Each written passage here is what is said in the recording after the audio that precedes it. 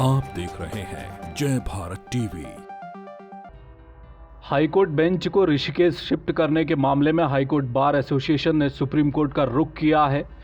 इसके जवाब में देहरादून बार एसोसिएशन ने भी मुखरता से लड़ाई लड़ने का मन बना लिया है।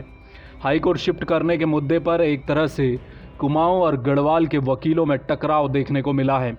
देहरादून के अधिवक्ता चाहते हैं कि सरल, सुलभ और सस्ते न्याय के लिए कम से कम एक बेंच ऋषिकेश में तो होनी ही चाहिए। हम लोगों को सबको ही देखना चाहिए, चाहे आप हो, आपको भी प्रचार करना चाहिए इस बाबत कि जनता के हित में क्या है, आम समाज के हित में क्या है। जो हमारे यहाँ वाक्य है कि न्याय चला निर्धन से मिलने और सुलभ और सस्ता न्याय, इन ये सिर्फ मुहावरे रह जाएंगे या इनकी वास्तविकता भी होगी। यदि वास्तविकता देखनी है तो नो डाउट जो आदेश हुआ है चीफ जस्टिस महोदय द्वारा वो बिल्कुल सही आदेश किया गया है, क्योंकि अगर उत्तरकाशी से कोई व्यक्ति नैनीताल उसको जाना पड़े अपनी डेट के लिए तो उसे 3 दिन का भी समय लगेगा और वहाँ जाके यदि डेट लग जाए 1 हफ्ते बाद की तो 1 हफ्ते बाद वो ये अगर लग जाए, ऐसा हो रहा है जैसा कि उन्होंने कहा अपने जजमेंट में, और जो वार्ता वहाँ पे हुई अधिवक्ताओं के साथ चीफ जस्टिस महोदय की, तो उन्होंने यही कहा यदि 15 दिन में एक व्यक्ति को दो बार आना पड़ जाए और वो चमोली से लेकर के, उत्तरकाशी से लेकर के और इधर से उतर करके और नैनीताल, तो उसका तो क्या हाल होता होगा। तो उन्होंने वेदना को ये महसूस किया, माता के रूप में उन्होंने जो है जनता के हेड ऑफ द इंस्टीट्यूशन होने के नाते उन्होंने इस बात को जो रियलाइज़ किया और उन्होंने ये बात कही कि नहीं, जो है न्याय वहीं मिलना चाहिए द्वार पे जा करके। और उन्होंने कहा कि IDPL is the best place. IDPL का मैटर सुन रही थी और उन्होंने जो बात कही बिल्कुल सही बात कही है। नैनीताल में मौजूद उत्तराखंड हाईकोर्ट को शिफ्ट करने को लेकर इस समय कुमाऊं और गढ़वाल के बीच एक ऐसा माहौल बना है जो लंबे समय बाद देखने को मिल रहा है। ये परिस्थितियां क्यों आई उस पर भी बात करेंगे। इस बीच नैनीताल हाईकोर्ट बार एसोसिएशन के लोग सुप्रीम कोर्ट पहुंचे हैं। जिस तरह से चीफ जस्टिस का जो एक फ़ैसला आया, एक रेफरेंडम भी किया जा रहा है, पहले भी एक रेफरेंडम हो चुका है, तो क्या एक बेंच को नैनीताल से बाहर हरिद्वार में, ऋषिकेश में लाया जाना बेहतर है? क्या पूरा हाईकोर्ट शिफ्ट करना चाहिए?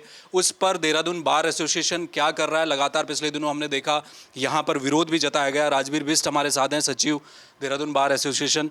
सर, 44 साल से मांग थी और ये भौगोलिक रूप से भी देखा जाए, जैसे अभी बात कर रहे थे कि सुलभ और सरल न्याय की जब हम बात करते हैं तो एक बेंच तो इधर चाहिए थी, उसकी मांग हो रही थी लंबे समय से। क्या आपको लगता है कि ये वक्त ऐसा है जिस पर अब कोशिश की जा सकती है? बेंच की डिमांड तो 44 साल से थी, ये सबको पता है, लेकिन अभी जो चीफ जस्टिस ने कहा है हाई कोर्ट शिफ्ट करने की बात आ गई है। अब हाई कोर्ट शिफ्ट कहाँ, उसके लिए पोर्टल है, यस और नो, अभी उसमें वोटिंग चल रही है। जनमत का निर्णय चीफ जस्टिस महोदय ने लिया है। लेकिन आपने बीच में कहा था कि गढ़वाल वर्सेस कुमाऊं जो माहौल हुआ है वो कुमाऊं की साइड से हुआ, गढ़वाल से नहीं हुई। डिमांड तो हमारी पहले से ही थी, बीच में बंद हो गई, लेकिन जब माननीय न्यायालय से ही एक आदेश आया है तो हम उसका समर्थन कर रहे हैं और स्वागत करेंगे। ऐसा होना चाहिए, हमारी डिमांड थी। रही बात, मैं आपको बताता हूँ, यहाँ पे सीआरसी जो रेवेन्यू की सबसे बड़ी कोर्ट होती है हाई कोर्ट लेवल की, वो यहाँ पर थी, उसकी एक बेंच वहाँ पर चली गई, तो गढ़वाल के किसी भी अधिवक्ता या जनमानस ने कोई उसमें बात नहीं करी। यहाँ पर सर्विस ट्रिब्यूनल था, उसकी एक बेंच वहाँ पर चली गई, पहले से 22 में शायद 21 में चली गई। कभी इस पर कोई विरोध नहीं हुआ कि बेंच वहाँ क्यों जा रहे हैं, हम अपना काम कर रहे हैं।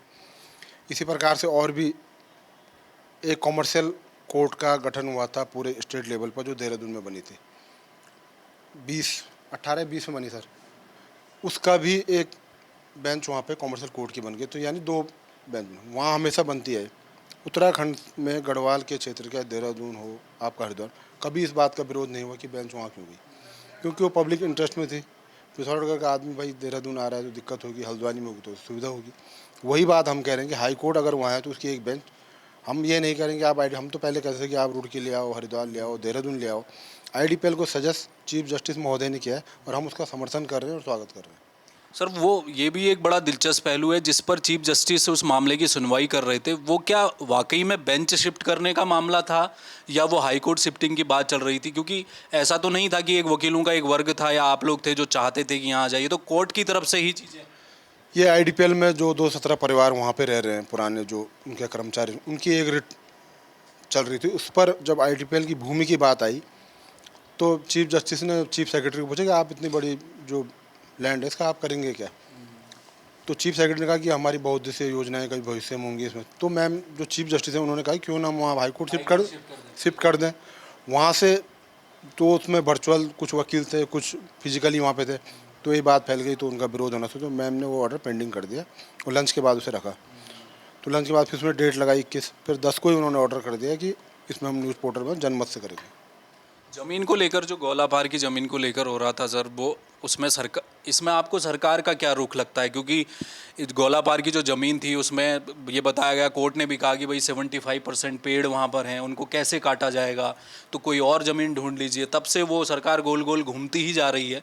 और यहाँ अगर खाली लैंड कोर्ट के सामने दिखाई दी तो कोर्ट ने कहा, सरकार का तो इसमें शुरू से उदासीन रवैया है। जो गोला पार को तो हाई कोर्ट खारिज कर चुका है, वो बात खत्म हो चुकी है। मज़ेदार बात इसमें यह है कि जो हाई कोर्ट बार एसोसिएशन है, उन्होंने गोला पार का भी विरोध किया था। वो जो 300-400 एडवोकेट है, वो गोला पार के ही विरोध में थे। हमारे बार काउंसिल के चेयरमैन है महेंद्र पाल जी, वो तब भी विरोध में थे और आज भी विरोध में है, क्योंकि वो नहीं चाहते हैं कि हाई कोर्ट वहाँ से बाहर जाए। उन्हें बाहर जाना, कोर्ट बाहर जाएगी, कंपटीशन बढ़ेगा, सीधी सी बात। सर एक चीज़ लास्ट मेरा सवाल है, नैनीताल जैसा कि अभी हम बात भी कर रहे थे, एक टूरिस्ट प्लेस है। मैं वहाँ रहा हूँ, मेरी कॉलेज भी वहीं से हुई है। जिस तरह से आप लोग तो जाते रहते हैं नैनीताल हाई कोर्ट में, जब भी आपके मामले आते हैं, आपके साथ आपके जो क्लाइंट हैं उनका जाना और एक एक हफ्ते वहाँ पर रुकना, महंगा होटल, खाने पीने की समस्या रहती है।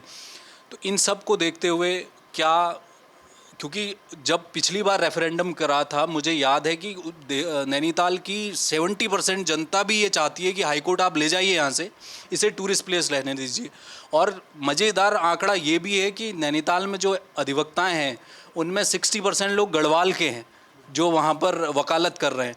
तो वो क्या केवल एक अधिवक्ताओं का विरोध हो रहा है, उसमें जनता कहीं नहीं है? जनता जो नैनीताल के होटल एसोसिएशन है या व्यापार मंडल, तो चाहते हैं, वो तो खुद परेशान है हाई कोर्ट को वहाँ से शिफ्ट किया जाना, क्योंकि कोई जुडिशल अफसर जा रहा है, आ रहा है, तो उसे व्यापारियों को प्रॉब्लम होती है, रास्ते बंद होते हैं। वो तो शुरू से ही चाहते हैं कि नैनीताल यहाँ से जाए, उसमें तो कोई दो राय नहीं है। जनता का इंटरेस्ट अभी तक धीरे धीरे अब सामने आ रहा है। जो वोटिंग परसेंटेज आएगा उससे पता चलेगा जनता का क्या इंटरेस्ट है। तो सुप्रीम कोर्ट में आप क्या करेंगे? एसएलपी तो उन्होंने दायर किया, आपका कोई प्लान है? एसएलपी दायर हुई है, हमने एक लीगल कमेटी से बनाई, बल्कि आज भी उनकी मीटिंग चल रही है। उसमें हमने वहाँ पर अधिवक्ता सिद्धार्थ लूथरा जी हैं, उनसे हमारी बात चल रही है। तो अभी उसमें 24 मई डेट हुई, वो चेंज भी हो सकती है। उसके बाद हम देखते हैं उसमें पार्टी बनना है या नहीं बनना, वो लीगल टीम तय करेगी। कुमाऊं से तो बहुत सारे नेताओं की आवाज़ भी आ रही है, हम सुन रहे हैं। भगत सिंह कोश्यारी ने तो चिट्ठी भी लिख दी कि भाई मुख्यमंत्री को कई तरह की नसीहत उन्होंने दे दी। क्या इस तरफ भी आपको नेताओं का समर्थन मिल रहा है? बीच में हमने सुना कि रमेश पोखरियाल निशंक हैं, उनसे शायद आपकी बातचीत हुई है, क्या स्थिति है? नहीं, निशंक जी का पॉजिटिव व्यू है कि बेंच हाई कोर्ट शिफ्ट हो न हो, लेकिन बेंच गढ़वाल क्षेत्र में कहीं ना कहीं होनी चाहिए, भौगोलिक परिस्थिति के हिसाब से और राज्य की स्थिति को देखते हुए होनी चाहिए। चलिए, बहुत शुक्रिया, धन्यवाद।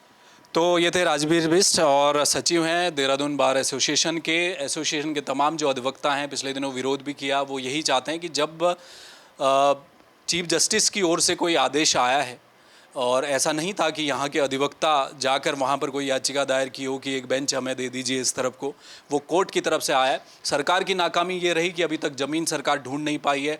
अगर ऋषिकेश में ज़मीन उपलब्ध है तो क्या दिक्कत है, एक बेंच तो कम से कम आनी चाहिए। लेकिन बड़ा पेच यहाँ पर फंस रहा है कि जब राज्य बना था तो राजधानी गढ़वाल को मिली थी और नैनीताल हाई कोर्ट बनाया गया था। लेकिन सवाल ये भी मौजूद है कि राजधानी अभी तक गैरसैंण जाने की बात हो रही है, वहाँ नहीं जा पाई। अस्थायी राजधानी के तौर पर देहरादून में काम चल रहा है। तो बदलते वक्त के साथ छोटे से राज्य में कुमाऊं गढ़वाल की जो लकीर है उसे मिटाते हुए मैदानी इलाके, जिसको कुमाऊं का गढ़वाल का आंगन कहा जाता है, वहाँ पर एक बेंच तो कम से कम बनानी चाहिए। क्योंकि 3 जिले हैं जिनका सबसे भारी दबाव है और उन्हें नैनीताल जाना पड़ता है, खर्चा भी बहुत होता है। अब देखना ये है कि जो रेफरेंडम कोर्ट करा रही है उसका क्या नतीजा आता है, और नज़रें सुप्रीम कोर्ट पर भी रहेंगी। कैमरामैन मयूर उपाध्याय के साथ हेमंत, जय भारत टीवी।